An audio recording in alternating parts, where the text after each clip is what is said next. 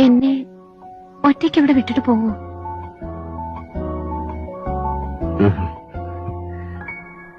ഒന്നറിഞ്ഞാ കൊള്ളാം, സാവിത്രിക്ക് എന്റെ ഇഷ്ടമായത്. എനിക്കറിയില്ല, ഞാൻ ഓർക്കുന്നില്ല എപ്പോഴാണ് അതിന്റെ തുടക്കമെന്ന്. മുൻപൊരിക്കലും അനുഭവമില്ലാത്തൊരു തുള്ളിച്ചാട്ടം എന്റെ മനസ്സിലുണ്ടായി. വിനു കൊണ്ടുവന്ന കുപ്പിയോളകളില്ലേ, അത് നിരത്തി ഞാൻ വിനുവിന്റെ പേര് എഴുതി അതിൽ വെറുതെ ഉറങ്ങാൻ നോക്കിയിരുന്നു. വിനുവിന്റെ ആ ഡയറി ഇല്ലേ, അതിലെ പേജുകൾ ഞാൻ കൂടെ കൂടെ മറിച്ചു നോക്കും. ഹോസ്പിറ്റലിൽ വിനു ഉള്ളപ്പോ സന്ധ്യ ആവരുതേ ഞാൻ പ്രാർത്ഥിക്കുമായിരുന്നു.